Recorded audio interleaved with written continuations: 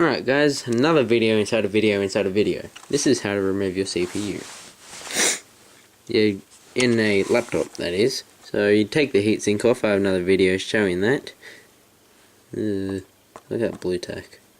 Yeah, there's blue tack. Get over it. You need a flathead screwdriver. Let me slide the motherboard. And there, you shove it in here like a virgin. Not really. You just twist that way. And yeah, then just carefully pick it up at that, and don't touch those pins, otherwise you how the fuck did that happen? I swear I have never taken the CPU out other than right now, and the pins are bent. Alright, let me try to fix that and we'll wrap this up.